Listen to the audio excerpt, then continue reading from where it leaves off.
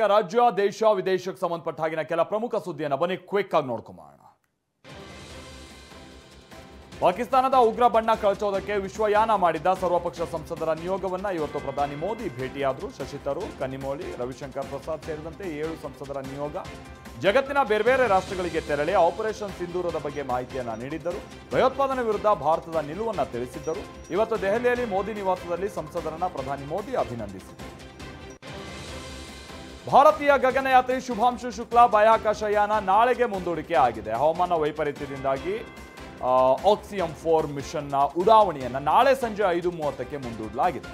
NASA ಮತ್ತು space X ಸಹಯೋಗದೊಂದಿಗೆ Axiom space ಆಯೋಜಿಸಿರುವ ಈ ಮಿಷನ್ ಅಂತಾರಾಷ್ಟ್ರೀಯ ಬಾಹ್ಯಾಕಾಶ ನಿಲ್ದಾಣದಲ್ಲಿ ಹಲವು ವೈಜ್ಞಾನಿಕ ಪ್ರಯೋಗಗಳನ್ನು ನಡೆಸಿದೆ.